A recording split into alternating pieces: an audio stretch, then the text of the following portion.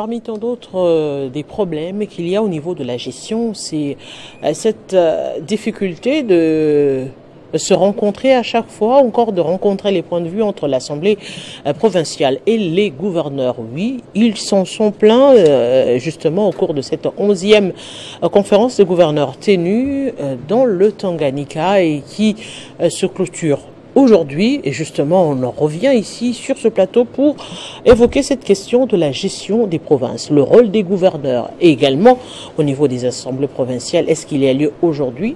La question revient également comme prétexte pour parler de la révision ou encore du changement de la Constitution. On va évoquer cela ici sur ce plateau avec des invités. Monsieur Tchibin qui nous a rejoint après un long moment d'absence. Bonjour et bienvenue à vous. Merci madame, merci pour l'invitation et nous remercions ceux qui nous suivent en direct et ceux qui nous écrivent pour nous demander de revenir à Télé 50 et ça fait débat.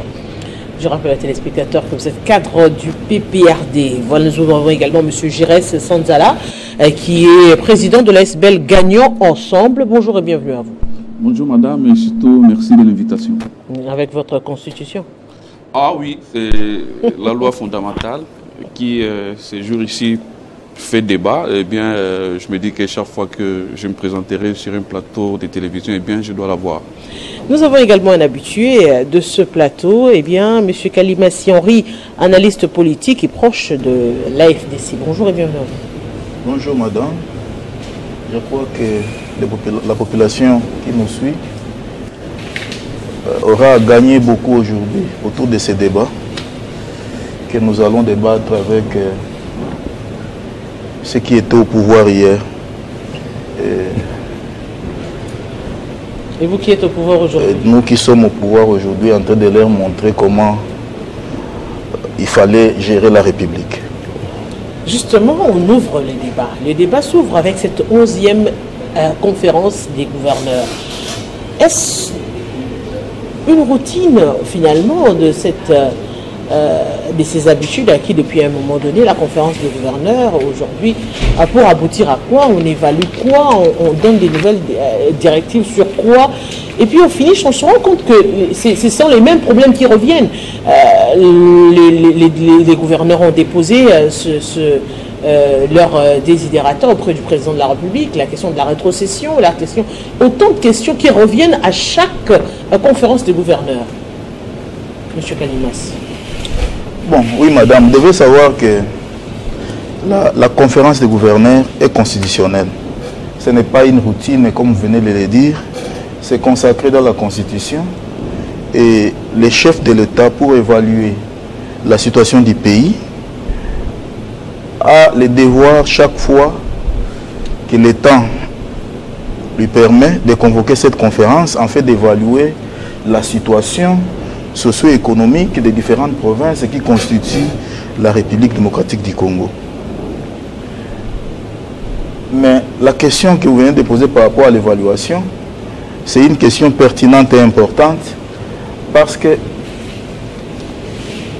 ce n'est pas aujourd'hui que ces conférences ont commencé à se tenir. Et pendant les régimes passés, il y a eu des résolutions qui ont été prises lors de certaines conférences, dont notamment la Caisse nationale de péréquation. C'est sur cette caisse-là que les chefs de l'État devaient s'appesantir pour voir comment cette caisse devrait développer les provinces qui n'ont rien. Mais apparemment, depuis la mise en place de cette caisse de péréquation et la nomination à l'époque de l'ancien président Joseph Kabila Kabange, je crois que c'est l'actuel ministre Robota qui était le premier animateur de cette structure dénommée la Caisse nationale de péréquation. Depuis que cette Caisse nationale de péréquation a été mise en place, on n'a jamais eu les retombées de cette caisse. On ne sait pas combien les provinces considérées riches ont déjà eu à contribuer dans cette caisse en fait de pallier aux situations des provinces qui n'ont rien. Voilà la question pertinente qu'il fallait discuter à chaque fois qu'il y aura cette conférence des gouverneurs. Mais malheureusement, Jusqu'à aujourd'hui, on n'en parle même pas. J'ai eu à suivre la thématique par rapport à cette conférence des gouverneurs qui se tient à Kalemi, qui devra peut-être se clôturer demain. Apparemment, c'est lié plus au PDL 145 territoires, l'évaluation du PDL 145 territoires. Or, la question pertinente, c'était la mise en place de cette caisse-là. Parce qu'aujourd'hui, vous avez des provinces qui n'ont rien, qu'on a eu à démembrer, mais apparemment, il n'y a rien. Alors qu'il y a d'autres provinces qui sont riches et qui se développent et d'autres reculent. Voilà pourquoi moi, je soutiendrai, ou je demanderai au président de la République, ou à ceux qui sont là à Kalemi aujourd'hui, s'ils nous suivent, au lieu de s'apaisanture sur la rétrocession, quand même que c'est un droit constitutionnel aussi, mais il fallait plutôt s'y atteler davantage sur la Caisse nationale de péréquation. Renommer une autre personne qui doit gérer cette caisse et voir comment cette caisse peut contribuer au développement socio-économique des provinces qui n'ont absolument rien. Aussi, madame, je voudrais peut-être chiter, il faudrait aussi changer la politique. Il ne faudrait pas, chaque fois qu'on commence à organiser ces conférences seulement dans des provinces où il y a quand même des ressources, il fallait plutôt commencer à aller dans des provinces qui n'ont rien. Mais ils vont loger où? Le problème, c'est ça. Mais c'est ça la question. Ils vont loger où? Parce qu'il faudrait un minimum de conditions. C'est ça la question. Quand les Belges sont arrivés au Congo, ils logeaient où? Ils avaient trouvé le Congo tel qu'il était. Mais à force de venir, à force de visiter les provinces, ils ont eu à mettre les bâtis sur place et le Congo s'est développé. Après l'indépendance, on avait trouvé quand même quelque chose que les Belges ont laissé. Ce n'est pas parce qu'ils avaient trouvé quelque chose au Congo. C'est parce qu'ils avaient la volonté de découvrir le Congo et de marquer leurs empreintes. Il peut se faire aussi pour ces conférences, d'organiser là où... Il y a des tentes aujourd'hui, on peut monter des tentes, pourvu que la conférence table sur la situation réelle de cette province-là, afin de planter les jalons pour démarrer avec le développement de cette province-là. Mais justement, M. Tchiba, la question revient sur la nécessité et le contenu dans la tenue des conférences de gouverneurs. Aujourd'hui, M. Kalimassi évoque par exemple, pour parler de ces provinces-là, on penserait d'ailleurs, avant on pensait que c'était justement pour permettre aux gouverneurs de mieux cerner le modus operandi de ce qu'ils devraient faire et aborder les vrais problèmes des provinces.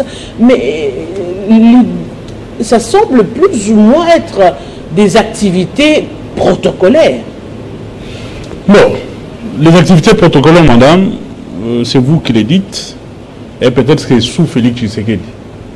À mon humble avis, je pense que sous Joseph Kabila,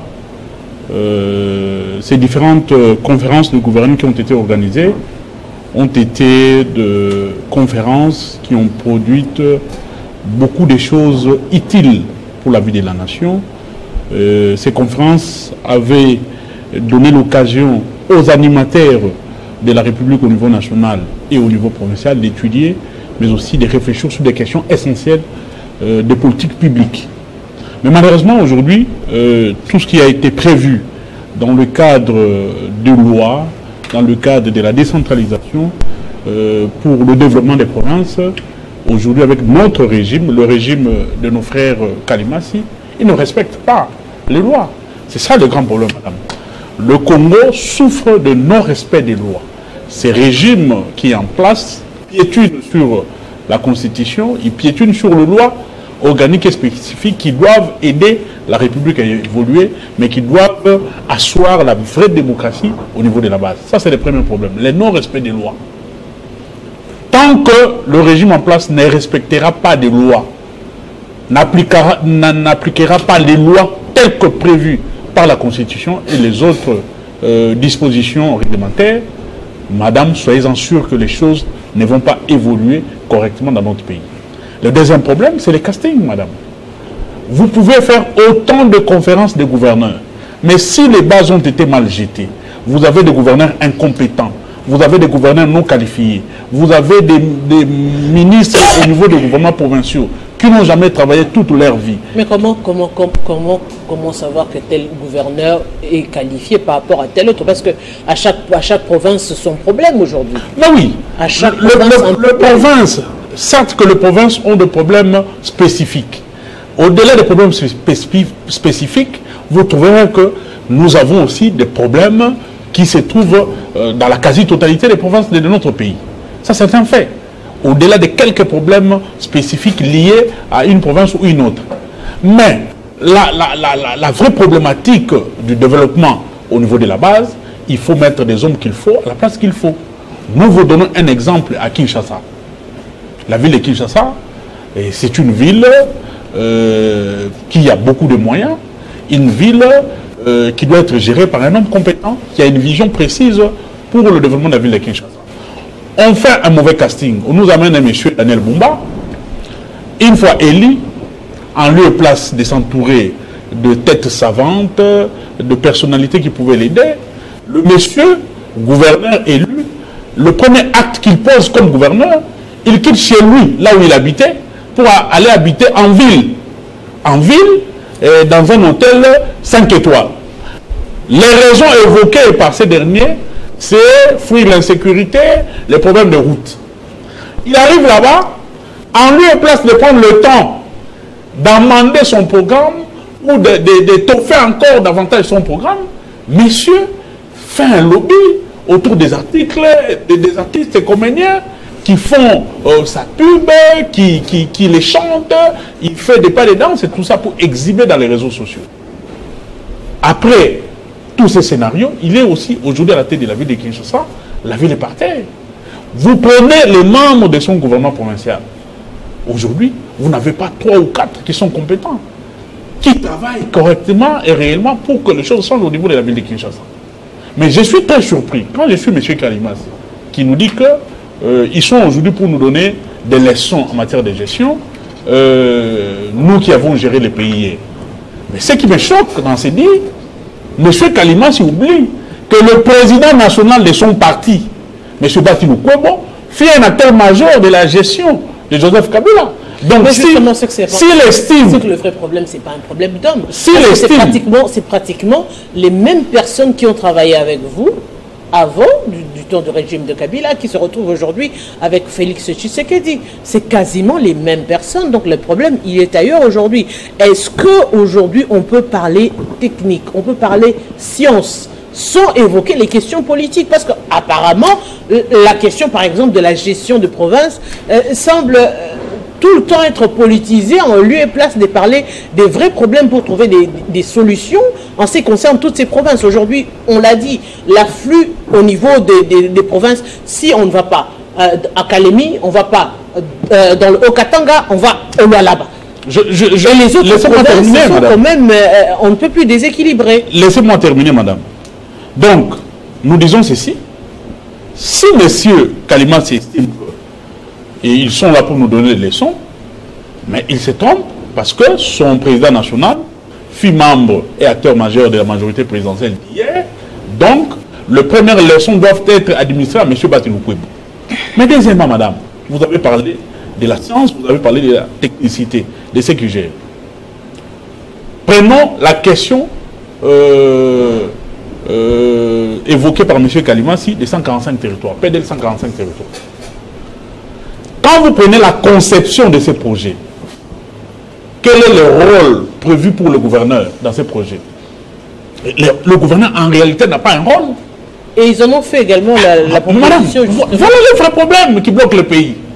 Comment on peut confectionner, on peut mettre sur pied un programme que vous appelez de développement au niveau de la base, alors que l'acteur majeur qui doit impulser la vision du chef de l'État au niveau de la base n'est pas impliqué. C'est un problème. Prenez la rétrocession. Nous avons aujourd'hui un budget de 18 milliards ou 20 milliards de dollars. Qu'est-ce qui manque au gouvernement central? Si et seulement si nous avons un budget de 18 milliards ou 20 milliards de dollars. Qu'est-ce qui manque si et seulement si ce gouvernement est réel, qu'on puisse déverser l'argent prévu pour le gouverneur ou pour les provinces? Pourquoi ce n'est pas fait?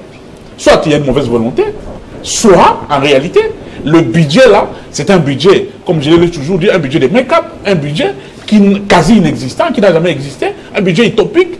Aujourd'hui, les caisses de l'État sont vides, on ne sait pas rétrocéder aux provinces, c'est qu'ils devaient recevoir. Troisièmement, Monsieur Choukourou nous parle de provinces riches. Monsieur Kalimas. Monsieur Kalimas. Il nous parle de provinces riches. Les conférences de gouverneurs sont organisées uniquement dans les provinces riches. Mais ça, c'est sous votre régime. Pas forcément quand même. Je vais vous donner des cas. La 10e Je vais vous donner des cas. Ça s'est passé à Je vais l'Équateur. vous donner des cas, madame. En commençant au sommet de l'État, par les chefs de l'État jusqu'aux ministres. Ils ne voyagent que dans les provinces riches. S'ils ne sont pas dans les Hauts-Katanga, ils sont au Lualaba. Si ils ne sont pas au Lualaba, ils sont dans les Tanganyika. Combien de ministres du gouvernement Choukou sont allés au Congo? Restez dans le débat, mais s'il vous plaît, je suis dans les débats. Non, vous avez évoqué une question. Vous commencez à individualiser les débats. Restez dans le débat. Vous avez évoqué une question. Restez dans la thématique très importante. débat. S'il vous plaît, vous avez évoqué une question très importante, essentielle. Le ministre font l'itinérance dans des provinces, dans le cadre de leurs fonctions. On parle de la conférence du gouvernement. S'il vous plaît, c'est vous qui avez évoqué ça. Combien de ministres, Mme Boutela, sont allés dans le Congo? Combien de ministres sont allés dans les Maïndomi? Combien de ministres sont allés dans les Sankourou? C'est parce que là-bas, il n'y a pas l'argent. Parce que là-bas, il n'y a pas de route. Les ministres, ils ont le plaisir de voyager là où ils peuvent avoir des carrés miniers, là où ils peuvent avoir des jeeps, là où ils peuvent avoir des palettes d'argent. Donc, ici, quand vous regardez le problème qui se pose ici, c'est les problèmes qui se posent au niveau du sommet de l'État. Il n'y a pas une vision. Le ministre préfère voyager en Europe. Les ministres préfèrent voyager dans des provinces richissimes. Les ministres préfèrent voyager là où ils auront l'argent. Mais les provinces qui sont proches ici de Kinshasa, même dans les Congo central, combien de ministres se sont déplacés pour aller au Congo central? Zéro, madame. Mais monsieur Gérès, vous l'avez dit dans votre ASBL, gagnons ensemble. Comment arriver à gagner ensemble? Parce qu'aujourd'hui, il faudrait le dire, on sait sentir le déséquilibre des provinces. On sait sentir le déséquilibre des provinces.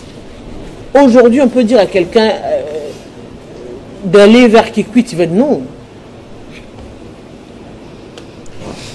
D'aller vers le Maïndo, mais non. D'aller vers Chouapa, non, d'aucuns refuseront.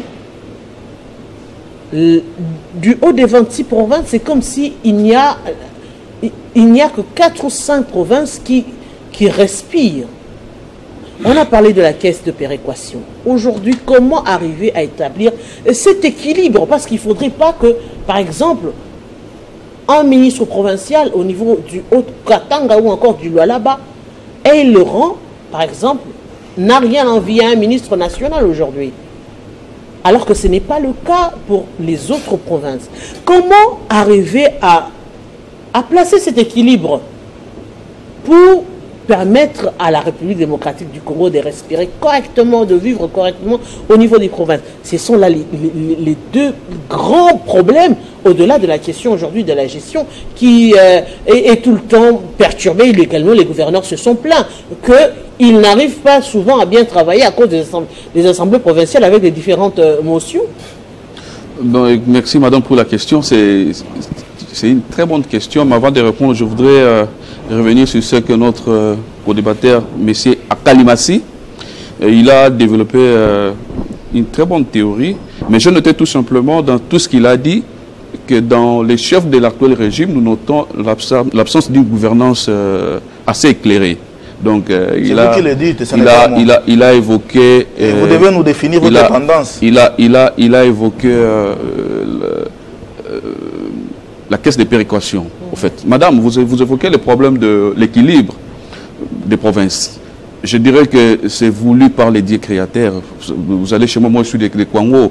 Chez moi, on n'a pas les mêmes richesses en termes de minerais que les Katanga, par exemple. Justement, les gens qui ont conçu cette loi que l'on veut jeter des revers de la main ont décidé de la mise en place de la caisse de précaution. Il a très bien parlé. À l'époque, cette caisse devait être sous la tutelle du ministre du Plan. Quand ça m'est venu, il a ramené au niveau de la primature. Moi, je pensais en tout cas qu'on ferait tout pour que ça soit fonctionnel. On a nommé les DG, je crois, messieurs, son nom, c'est un ancien député Katanga. Il est l'acteur DG de la Caisse nationale des préoccupations. Et maintenant sa fonctionnalité, où il faut donner un coup de pouce, on ne sait pas pourquoi le gouvernement fait laisser place. C'est ça le vrai problème. Donc, vous créez des organes. Allez à la présidence aujourd'hui, vous allez voir une pléthore de structures attachées, des agences et tout. Mais vous entrez dedans, aucun contenu creux. Donc on veut créer des structures, mais il se pose un problème de faisabilité de la mise en œuvre. J'ai noté aussi quelque chose de très intéressant, ce qu'a dit mon frère Tubin. Lui, il a parlé de la mauvaise foi en ce qui concerne l'application de la loi. Il dit vrai, vous savez, dans ces pays, on a des bons textes, des bonnes lois, mais le problème, c'est la mise en œuvre ou l'application. Le responsable, les patrons de notre frère, il a dit lors des États généraux, dans ces pays, on n'a jamais connu le problème des textes, mais plutôt un problème d'homme dans l'application, justement. Mais je dois quand même rappeler à mon ami, évidemment, il demandait ma tendance. Je suis le responsable d'Inaswell, mais je suis proche de l'opposition au regard du bilan du président Tshisekedi. Parce que je l'ai dit, actuellement, c'est difficile pour un Congolais qui réfléchit. Un Congolais, en tout cas, qui garde tous ses sens, de soutenir le président Tshisekedi au regard de son bilan, bien entendu. Mais mon frère, il a parlé de l'incompétence du gouverneur, mais pour la vie de Kinshasa, le tout premier gouverneur, après les élections de 2006, c'est Kimbuta, il est du PPRD, il sait Kimbuta comment est-ce qu'il a laissé la ville. Après Kimbuta, ils ont désigné Gentini Ngobila du PPRD, il sait comment Gentini a laissé la ville. Donc, le problème, on ne doit pas regarder maintenant, mais nous devons toujours avoir une idée et ceux qui nous ont précédés. Vous parlez maintenant de l'équilibre pour répondre, madame. Dans ce pays, il faut une vision claire, éclairée. Le Congo, c'est en fait l'ensemble des provinces. Vous avez les Katanga avec tous ces démembrements, ils ont des moyens, évidemment parce qu'ils ont Dieu a voulu que ce soit ainsi. Vous allez chez nos amis du Congo central, ils sont proches de l'océan, ils profitent de cette situation pour qu'ils aient un peu plus de revenus, de recettes, tout et tout. Mais il y a des provinces qui n'ont rien. Il y a des provinces qui, aujourd'hui, les gens dorment sans l'espoir de se réveiller demain matin. Le Nord Kivu, le Sud Kivu, l'Ituri. Mais on n'en parle pas. Mais on se complaît d'appeler les gens, échanger, et les gens, ils viennent. La première chose à faire, c'est de dire, Monsieur le Président, nous vous soutenons dans cette vision d'échanger la Constitution. Des tout petits messieurs, excusez-moi, j'ai beaucoup de respect pour les gens, mais des tout petits. Il a raison quand il dit, ce sont des gens, excusez, qu'on a ramassé, je sais où, excusez-moi l'expression. Qui gèrent les 26 provinces. Mais attendez, madame, vous qui en ont profité justement, parce que ça n'arrive pas tous les jours, ils se sont réunis pour dire, lancer ce message de soutien à la révision de la Constitution. Ils ne sont pas les seuls. Aujourd'hui, nous avons également des cadres et partis politiques également qui se prononcent maintenant sur le oui pour la révision constitutionnelle. Madame Marlette Boutella, je serai présent Tshisekedi, après cette déclaration, je les aurai tous virés, moi. On vous appelle pour discuter, il a défini le rôle de conférence de gouverneurs. Évaluer les actions, la gestion de province, des perspectives, les caisses là où ça marche pas. Vous êtes en face de vous, le président de la République, qui est le garant. Il faut les rappeler ici parce que là aussi, il y a quand même beaucoup d'ambiguïté. Le président de la République n'a jamais été le garant de la nation. Il est le garant du bon fonctionnement des institutions, de l'indépendance nationale et ainsi de suite. Il n'a jamais été. Vous lisez la Constitution de à la fin, nulle part, on a mentionné que le président de la République est garant de la nation. Ça, il faut corriger. Parce que quand on voit quelqu'un se dire à qui doit m'interdire, moi, les garants de... Non, justement, à travers cette Constitution, on n'a pas voulu faire des hommes forts. On a voulu rendre ces textes beaucoup plus forts que les individus. Ce n'est qu'une parenthèse. Alors, je parlais de la conférence du président, au lieu de discuter sur des vrais problèmes, et des gens, ils vous parlent, monsieur le président, de tout petits messieurs. Et ça va cesser. On vous confie des responsabilités, travailler justement pour l'intérêt général. On ne doit pas avoir en face de nous des gens qui ne réfléchissent que sur leur survie politique, l'instinct de survie, et ça doit s'arrêter. Voilà, madame, ce que je peux vous dire par rapport aux équilibres. Les équilibres sont voulus par les dieux créateurs. Il y a des provinces qui sont pauvres, il y a celles qui sont riches. Justement, je vais terminer. Dans la gestion de la République, il y a lieu de rééquilibrer. Ça a été fait ainsi avec le démembrement. La question de la caisse de péréquation, c'est justement pour créer cet équilibre au niveau de toutes les provinces. Sinon, on risquerait de voir les gens du Congo quitter le Congo plus pour aller vers le Haut-Katanga ou le là-bas. Mais justement, quand je vous évoque ici le problème d'une vision, il se pose un problème de vision. Aujourd'hui, la vision des dirigeants de l'actuel régime, c'est le Katanga. Jean-Serge l'a rappelé ici. Parce que quand vous allez au Katanga, madame vous donnera certainement des carrés miniers. Et quand vous allez rentrer, on vous donnera certainement une enveloppe obèse parce que c'est maintenant la poule aux yeux d'or.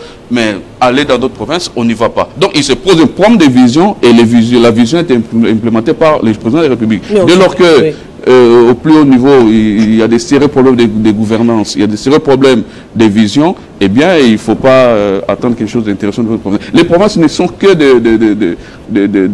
particules de l'ensemble du pays. Donc, si ça marche au niveau de province, ça marchera au niveau du pays. Ça ne marche pas au niveau du pays, madame, qu'est-ce que vous attendez? Mais justement, venons-en, les gouverneurs se sont prononcés, oui, ils se disent favorables à la question de la révision, de la mise en place de cette commission pour voir comment réviser la Constitution. Aujourd'hui, mais si on sent la tendance va un peu plus vers la révision de la Constitution. Aujourd'hui, la question se pose réellement. Avec cet élan, ce ton donné par les gouverneurs, est-ce que les politiques ne vont pas commencer à se prononcer parce qu'ils commencent déjà à se prononcer sur cette question? J'ai toujours dit la révision constitutionnelle et dans la Constitution. Pour moi, ce n'est pas un débat. Quand bien même que les gens veulent tirer des choses en longueur, c'est dans la Constitution. Et il n'est pas interdit de revoir la Constitution lorsque les besoins se présentent. Le monde évolue selon les temps. Vous ne pouvez pas nous dire que lorsque cette Constitution a été mise en place en 2006, par rapport à la technologie aujourd'hui, que cette Constitution s'adapte à la technologie. Le monde évolue. La Constitution, s'il faut la réviser, on doit la réviser. Ça, ce n'est pas une question qui peut créer des débats. Vous comprenez? Ce qui nous importe ici maintenant, c'est cette conférence qui se tient à Kalemi. Donc, M. Serge et M. Giresse essayent de minimiser. Vous avez le gouvernement également politisé parce que justement, il a évoqué, M. Sanzala l'a dit, c'est une conférence où on devait parler des problèmes des provinces. D'où c'est venu cette brèche de...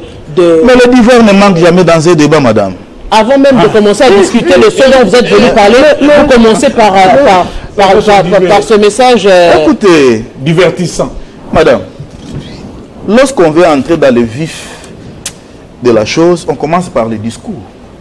Il peut se faire que quand prononçant un discours, on place un mot par rapport... Ce n'était pas un mot, c'était un message de tous les gouverneurs à l'endroit de la question de la révision. Alors, que cela... la révision de la Constitution. Que cela ne soit pas pris comme si c'était ça la question qui a déplacé le gouverneur des 26 provinces ainsi que certains ministres et le président de la République à Kalemi. Ce qui a déplacé tous ces gens-là, c'est la conférence des gouverneurs par rapport à la question de la République. J'entends M. Giresse te dire qu'on ne peut pas parler, qu'on ne peut pas appeler le président de la République garant de la nation, mais il dit qu'il est garant des institutions, des bons fonctionnements.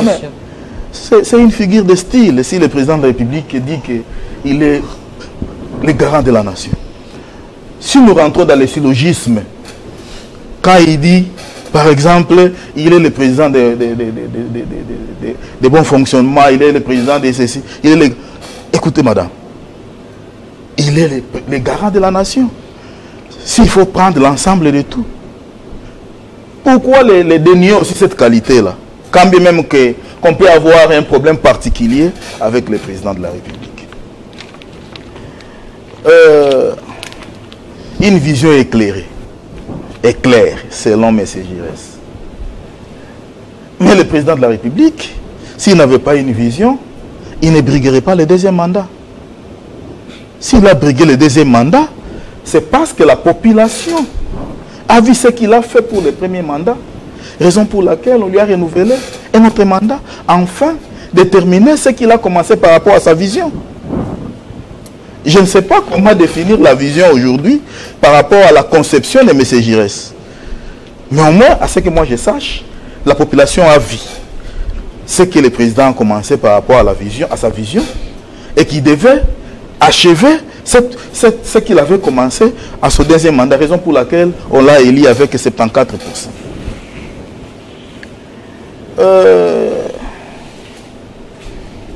Monsieur Serge parle des individualités. Ici, c'est un débat, je crois que M. Serge, c'est un monsieur scientifiquement intelligent.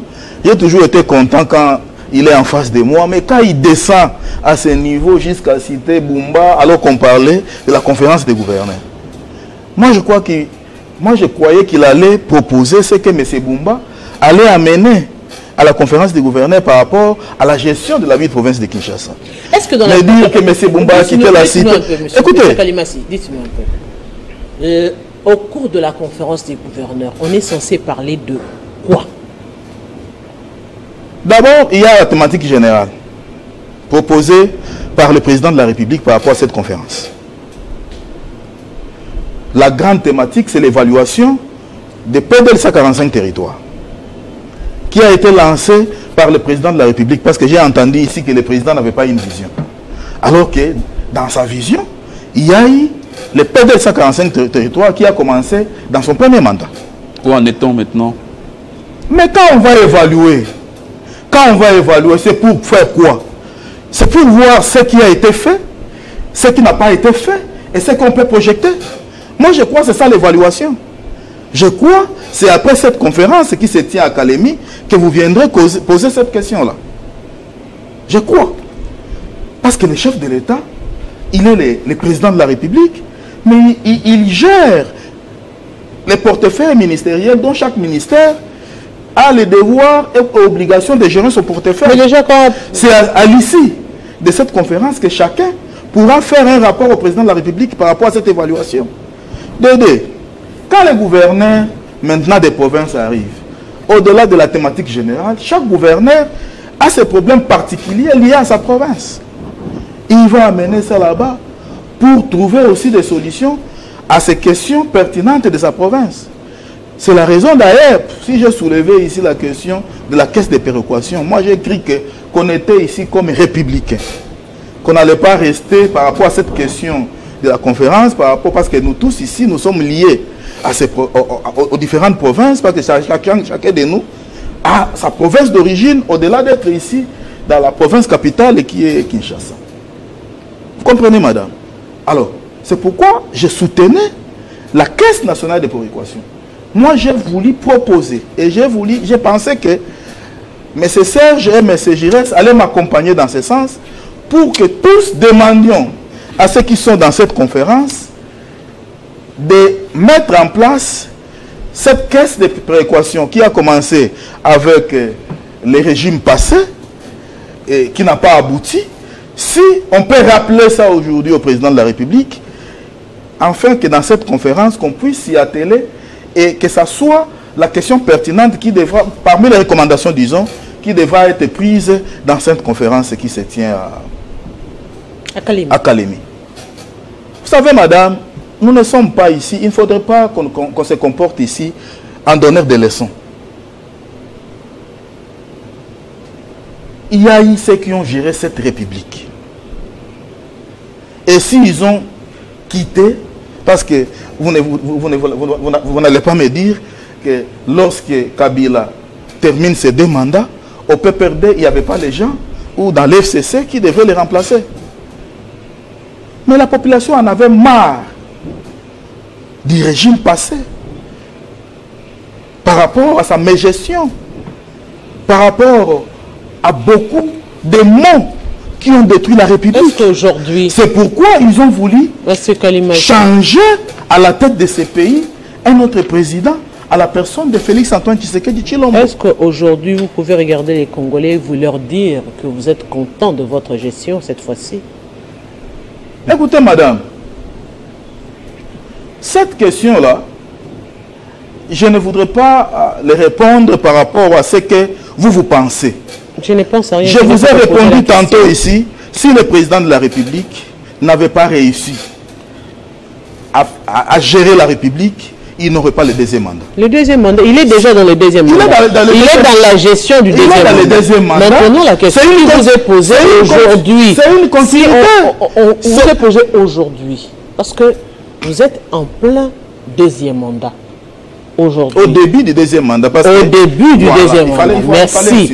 Est-ce que dans cette continuité du premier et deuxième mandat, vous êtes content du travail qui s'accomplit?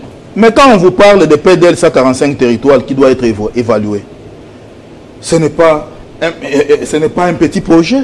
C'est un projet de plus de 2 milliards de dollars. N'est-ce pas, madame? C'est un projet de plus de 2 milliards de dollars. Ce n'est pas ma question. Mais vous avez demandé si je peux répondre à la population. Mais quand je vous parle de PDL 145 territoires, c'est par rapport à quoi? C'est par rapport à la gestion de la République. Dans les PDL 145 territoires, il y a la construction des hôpitaux, il y a la construction des écoles, il y a la construction des édifices qui doivent jouer un grand rôle par rapport au social. Et vous, qu'est-ce que vous attendez par rapport à la gestion? La gestion, c'est quoi? La gestion, c'est d'abord voir le social. Et le social, c'est quoi? C'est ce que le président de la République a mis en place par rapport à sa vision, qui est le PDL 145 territoires. Attendons la fin de son mandat pour le juger de sa défaillance ou de sa réussite par rapport à sa gestion. Monsieur Tchibin, aujourd'hui on revient justement sur cette question aussi de la révision constitutionnelle ou carrément le changement de la Constitution. C'est vrai, on en a débattu, la question reste d'actualité jusqu'à aujourd'hui, mais parlons-en de la question du gouverneur. Il y a aussi ces problèmes-là que le gouverneur se sont plaints sur la gestion, mais également sur ce forme de chantage qu'ils subissent à chaque fois avec les assemblées provinciales, alors qu'en principe, ils sont, bien que votés au niveau de l'Assemblée nationale, ils sont nommés par le président de la République à travers le décret signé, mais ils sont confirmés par le président de la République. Alors, je dirais... Est-ce que cette question réellement mérite aussi une révision? Madame, pour la bonne gestion des provinces? Mais permettez-moi de faire quand même un petit pas en arrière. Les minutes passent. Bon, quand vous étiez en train de parler, on était calme, en train de vous suivre. Quand je prends la parole, vous êtes agité et vous parlez de minutes. Donc tranquillisez-vous. Il y a encore du temps. Vous avez posé une question importantissime à M. Choukou. Kalimassi. Monsieur Kalimassi. Monsieur Christian Choukou, on vous salue puisque vous êtes énormément ici sur ce plateau. Monsieur Kalimassi a été incapable de vous répondre s'il est content ou pas du bilan de leur régime. Ça prouve à suffisance, madame, que le régime a échoué. Le PDL 145 territoires, c'est un fiasco, madame. Le président de la République a un projet qui a été mal élaboré avec un projet. Félix Tshisekedi avait reconnu des nouveaux matériels. Félix Tshisekedi lui-même avait reconnu que son régime souffrait d'un problème de coordination de projets, et ces fameux projets de 145 territoires, c'est un projet qui a été mal ficelé, un projet aujourd'hui qui a fait consommer à l'État l'argent sans avoir les résultats. Posez la question à M. Kalimassi. Dans sa province, il peut nous donner des écoles, une route construite, un hôpital construit chez lui, dans les 145 territoires. Monsieur Jurès qui est ici, il est non loin ici de Kinshasa, il est à Kwango. Je suis aussi du Kwango et du Kouilou. Un des députés de l'Équateur aussi s'était plaint au niveau de l'Assemblée nationale. Ceux qui nous suivent au Kwango et au Kouilou, que ces hommes-là, que ces femmes-là qui nous suivent maintenant, vous écrivent, madame, s'il y a combien de routes construites dans ces provinces-là? Non. Mais l'argent a été déboursé. On a posé une question par rapport au contrôle de fonds qui ont été décaissés. Des fonds gérés par des agences. Il y a un problème de traçabilité, il y a un problème de contrôle, il y a un problème d'exécution. Il y a un problème de coordination en soi. Le gouvernement est à côté. Ils sont à côté de la plaque. Il ne veut pas les reconnaître. Et c'est l'auditeur. Vous avez posé, il a répété dans ses dires. Ah non, Félix Tshisekedi, il est en plein deuxième mandat, au début du deuxième mandat, c'est parce qu'il a été élu. Monsieur Kalimassi, les Congolais qui vous suivent à la maison, c'est moque de vous. Après 7 jours des élections, pour la première fois dans ce pays, même sous la dictature de Mobutu, Mobutu n'a jamais organisé d'élections pendant 7 jours. Madame, la gratuité électorale a été confirmée via ces élections. Les élections ont été organisées pendant 7 jours. On a bourré les urnes. Il y avait des doublons. Avec un fichier corrompu. Est-ce qu'après toutes ces preuves que nous avons aujourd'hui, nous pouvons dire que M. Tshisekedi a été élu? Les Congolais sont à la maison, ils peuvent nous répondre. Parlons des questions par rapport à cette conférence, madame. Quand vous prenez les sujets principaux qui devaient être débattus, c'est un sujet à problème. Comme c'est un sujet à problème, ceux qui devaient discuter, ceux qui devaient amener de la matière, n'ont pas eu quelque chose à amener. Voilà pourquoi M. Kalimassi a dit, on a commencé par le divertissement. Mais parce que la question de la Constitution a intervenu comme une question pour divertir les gens. Et nous confirmons par ces propos que nous sommes en face d'un régime de la jouissance. J'ai parlé d'un discours introductif. Un discours introductif qui n'avait pas lié. Parce que les lois qui gèrent les provinces existent. Ces lois ne sont pas mauvaises. Ces lois ne sont pas mauvaises. Ces lois sont mal exécutées. Alors, changement de la Constitution. Parce qu'ils avaient commencé par la modification, maintenant c'est le changement. Madame, nous disons, cette Constitution ne peut pas être changée. Quand vous prenez les us et coutumes en matière constitutionnelle, il y a des cas qui font qu'on peut changer une constitution. Quand il y a une révolution populaire, il y a une révolution ou un coup d'État, à la création d'un État ou à la naissance d'un État. C'est là qu'on dit que vous avez créé cette constitution, selon vous, pour limiter les autres également à ne pas pouvoir la changer. Non mais madame, il y a un professeur de l'Union sacrée, professeur de droit, qui est aujourd'hui à l'Union sacrée, professeur Andoli, il nous disait qu'on ne change pas une constitution comme on change une chemise, madame. Une constitution a de la valeur quand elle dure, quand cette constitution est intouchable. Nous disons que cette constitution peut être modifiée. Le mécanisme et les modalités de sa révision sont prévus dans la Constitution. Cette Constitution prévoit quand est-ce qu'on peut la modifier. Quels sont les articles qui peuvent être modifiés et quels sont les articles qui ne peuvent pas être touchés, des articles intouchables. Maintenant, la vision ici de M. Kalimassi et son régime, c'est quoi? C'est de donner un mandat illimité à Félix Tshisekedi. Nous avons suivi des audios venant dans leur laboratoire.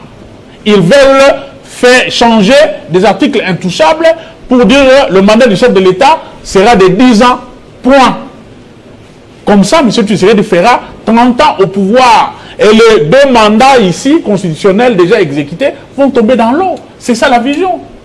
On nous amène des choses qui ne tiennent pas debout. Ils avaient commencé par cette histoire de l'article 217. L'article 217 n'a rien à voir avec la modification de la Constitution, avec le changement de la Constitution. On nous a amené, ah non, c'est une constitution des belligérants, c'est une constitution des étrangers. Manque un problème de manque d'information, mais surtout un problème qui empêche nos frères de ne pas connaître l'histoire politique de ces pays. C'est une constitution élaborée par des Congolais. En République démocratique du Congo, Et ces Congolais, la quasi-totalité, sont aujourd'hui dans l'Union sacrée. Mais aujourd'hui, la démarche justement de la révision, du changement est déjà appuyée. Aujourd'hui, les gouverneurs l'appuient. Il y a des partis politiques qui sortent également du lot qui l'appuient, bien que l'opposition, on a vu, vous résister, ou encore le sursaut national aussi, avec Delis Sanga qui ont créé cette structure. Nullement aujourd'hui, on parle de la révision, on va le dire. On parle de, Madame Boutella, de la révision, mais comment vous allez empêcher ce mécanisme aujourd'hui? Nous précisons parce que le train il est déjà en marche vers une quiconque révision. touchera à cette constitution trouvera le peuple sur son chemin. La plupart des gouvernants qui ont pris la parole lors de cette conférence, madame, ces gouvernants ont d'abord des problèmes, des questions élémentaires de gestion de leur province. Ils ne maîtrisent pas ces petites questions élémentaires de gestion de leur province. Vous croyez que ces personnes sont compétentes pour interpréter et lire la Constitution? Monsieur Sanza. Nous disons que l'opposition est en train de se mobiliser. Cette opposition est forte. Nous sommes unis. Nous allons barrer la route à quiconque qui va toucher à cette Constitution de manière cavalière. Monsieur Sanzala, on parle de PDL 145 territoires. C'était d'ailleurs la grande thématique au cours de cette conférence. Mais une thématique à laquelle, par exemple, on l'a dit ici sur ce plateau, les gouverneurs ne sont pas dans la gestion du PDL 145 territoires. Ils ne savent pas comment est-ce que ça s'organise et ils n'ont même pas le pouvoir d'intervenir dans le PDL 145 territoires. Alors que c'était la thématique principale. Alors, ils sont venus écouter ce qui se fait, ou c'est justement pour changer de tactique un tout petit peu, permettre au gouverneur d'avoir un œil regardant sur ce qui va se passer au niveau de leur province, parce qu'il est illogique, disons-le comme ça, de parler d'un programme pour faire développer une province où son responsable n'est même pas dans la machine, ou encore son équipe n'est même pas dans cette machine-là, pour mieux, eux qui cernent mieux le problème. Écoutez, Madame Boutella, ces gouverneurs n'ont pas du tout raison. Mais avant d'aborder cette question, je permets de rappeler à mon frère Kalimassi, ce que je ne sais pas sa formation, mais vous savez, en droit, on dit la loi, lorsqu'elle le veut, elle dit. Lorsqu'elle ne dit pas, on se tait. Quand vous lisez la Constitution, on ne dit pas que le président est garant de la nation, on dit garant des bonnes fonctions des institutions, garant de l'unité nationale, de l'intégrité. D'ailleurs, parlons de l'intégrité. Aujourd'hui, je pense que ce qu'il dit, est-ce qu'il serait fier qu'on qualifie des garants de l'intégrité territoriale, alors que dans l'Est du pays, nous avons des territoires qui sont occupés par des rébellions des armées étrangères. Alors, je voudrais en même temps rappeler à Messieurs Kalimassi ce qu'on attendait des gouverneurs avec des sujets intéressants. Vous avez dit que c'était les divers lorsqu'ils ont parlé du changement de la Constitution. Les divers. Mais quand les divers prennent les dessus... Je n'ai pas parlé des divers, j'ai parlé d'un discours introductif. Non, il a parlé, c'était les divers. Il a dit les divers. Il a dit les divers. Excusez-moi, il a dit les divers. Mais quand les divers... Excusez, attendez s'il vous plaît. J'ai la parole, vous allez parler. Vous allez revenir. Quand les divers prennent le dessus sur ce qu'on pourrait qualifier d'essentiel, il y a un problème. Il y a un problème. Le programme des 145 territoires, Madame Boutella, je connais des gens qui ont travaillé dessus, des gens assez efficaces. Bon... On n'a pas voulu confier des responsabilités au gouvernement, tout simplement. Parce que des gens ont soupçonné que ce seraient des mauvais gestionnaires. Autant donner aux agences, je crois qu'ils ont CCF. Ils gèrent déjà toute une province. Mais madame, je t'ai dit... travaux de 3, 4, 5, 6 hôpitaux, centres de santé plus... Madame, je vous dis, j'étais avec des gens qui ont élaboré, je peux même citer les noms.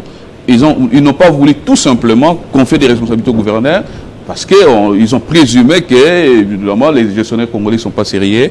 Et en tout cas, confier des projets à ces gens-là, ils vont détourner comme ça a toujours été le cas avec les régimes de détournement des millions, pas des mille mais des millions. Autant donner aux agences sérieuses, le PNUD, CCF et puis l'autre là encore, BSECO, voilà.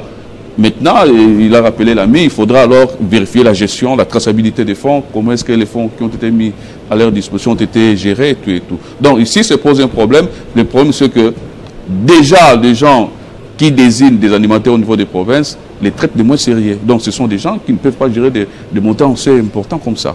Vous avez aussi parlé d'un problème intéressant quand vous dites que les gouverneurs, ils ont souvent des problèmes avec les assemblées provinciales.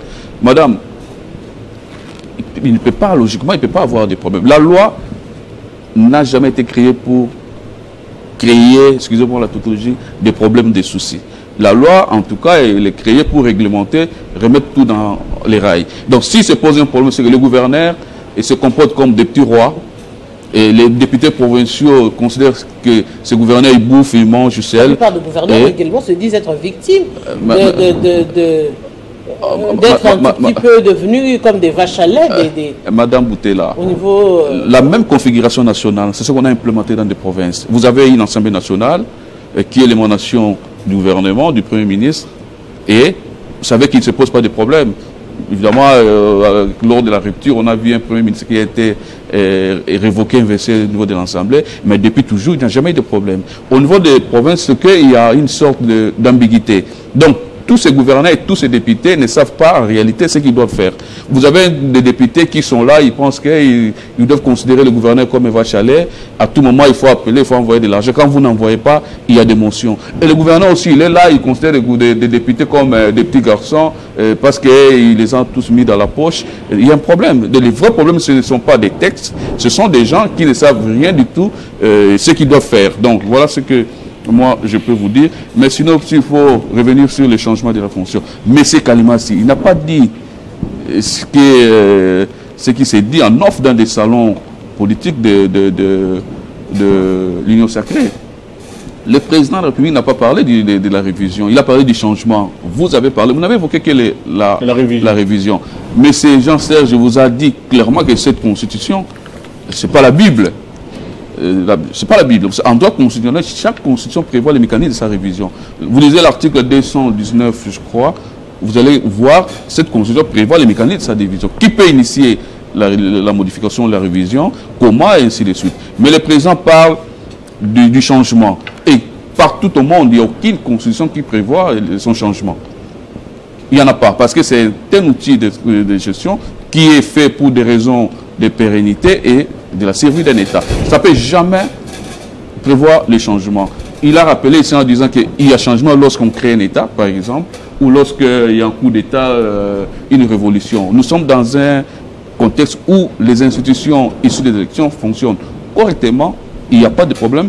Je paraphrase encore le professeur Bahati quand il dit qu'il ne se pose jamais de problème de texte, malgré vous dites qu'il faut contextualiser les faits, ces mots, mais il a dit de manière générale ici au Congo, il ne se pose jamais poser un problème de texte, mais plutôt l'application. Donc, il faut tout simplement lire très bien la Constitution et savoir comment l'appliquer. Donc, le président de la République, il est le chef de l'État, il peut initier la révision, mais non les changements. Donc, cette Constitution les protège comme président de la République. Cette Constitution a permis à ce que nous ayons une certaine stabilité. Est-ce que moi, je suis en train d'observer un silence assez assourdissant dans les chefs de gens comme Jean-Pierre Bemba, qui sont allés en extrême. Ils ont pris les armes parce qu'ils estimaient à l'époque qu'il y avait un régime qui était caractérisé par l'oppression, confiscation de pouvoir. Il a pris les armes. Et maintenant, le silence, il est là, bon, parce qu'il est en train de protéger son poste. Bon, je ne sais pas, mais ce sont des gens aujourd'hui qui pouvaient dire à Félix Tshisekedi, non, cher ami, non, cette constitution, on s'est battu pour que ça ne soit pas changé à l'époque de Kabila, et nous devons continuer sur cette lancée. Donc, vous qui êtes là, madame, vous avez dit que je suis le responsable de gagner ensemble. Le vrai problème, c'est que les Congolais n'ont pas l'essence de l'intérêt général. Quand vous occupez une fonction de responsabilité, vous avez peur de dire la vérité. J'ai suivi avant-hier des gens qui ont partagé les plateaux ici. Il décrit les tableaux sombres de la gestion de Tshisekedi, mais à la fin il dit nous soutenons les changements de la Constitution. Mais pour quel fait? Pour quel fait? Cette Constitution n'a jamais empêché Tshisekedi de faire quoi que ce soit. Cette Constitution, au contraire, les protège. Cette Constitution permet à ce qu'ils puissent jouir de toutes les vertus et droits qui sont reconnus. Mais on ne comprend plus rien, madame. Et justement, il y a aussi de ce courant politique aujourd'hui qui pense que le nœud du problème, ce n'est pas tout ce que nous évoquons, c'est tout simplement cette autosuffisance alimentaire qui manque à tout un Congolais aujourd'hui et qui lui enlève cette rationalité de jugement à chaque fois qu'il se pose la question aujourd'hui de l'agriculture, de l'élevage aujourd'hui pour permettre cette indépendance économique de la République démocratique du Congo. D'aucuns, vous, les politiques, ou encore les organisations non gouvernementales, évoquent très souvent des questions qui sont carrément politique et non social et économique. C'est là aussi le problème. Et madame, le problème de l'autosuffisance, l'agriculture, c'est un problème de vision. vous êtes candidat président de la République, vous battez campagne, vous avez votre vision sur différents domaines de la vie ou des secteurs de vie nationale. Vous dites que moi, je suis président de la République, voilà ce que je ferai pour l'agriculture, pour l'élevage, ainsi de suite. Et j'étais conseiller d'un ministre de l'Agriculture, Jonathan Peloussouka, que je salue. Il avait fait un problème, il avait fait un travail. Il était sur le point d'acheter des bateaux de pêche pour que finalement, nous qui sommes un pays inondé, entouré des eaux, mais finalement, non, même pas madame, vous savez quoi? Les gens, au lieu d'acheter des bateaux de pêche, ils sont allés acheter des poissons en Namibie qu'on n'a jamais vus. Mais aujourd'hui, ces gens, ils se vendent de tort, c'est de donner des leçons aux gens. Donc le problème, c'est que les gens ne sont pas sérieux et les gens n'ont pas le sens de l'intérêt général. Moi, ce que je veux dire aujourd'hui, c'est que nous devons nous regarder en face.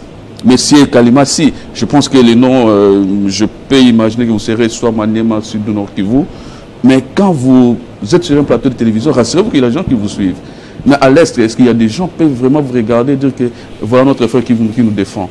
Quand vous savez, vous, et que les gens là-bas, ils dorment sans les soirs, ils se réveillent le matin. Vous dormez, madame, il y a des gens qui font déjà des adieux le soir.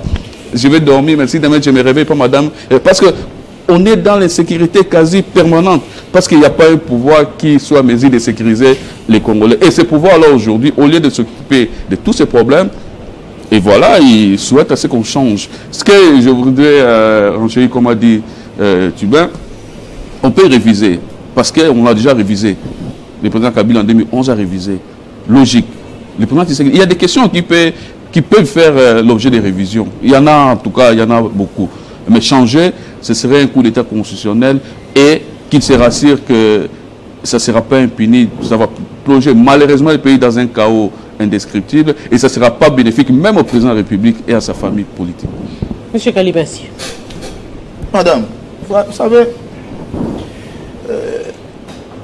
ceux qui ont géré mal hier sont devenus aujourd'hui les donneurs de leçons. C'est ce que moi je ne comprends pas sur ce plateau. Et les autres aussi ne comprennent pas que vous ayez revendiqué des choses hier que vous tolérez aujourd'hui et que vous appuyez, que vous supportez. Nous sommes encore là et la population est avec nous. Il n'y a que ceux qui ont géré hier qui sont en quête du pouvoir et ils ne savent pas comment ils vont récupérer ce pouvoir encore demain.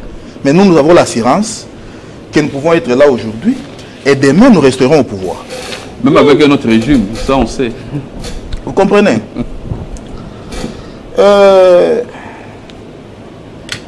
Les gens...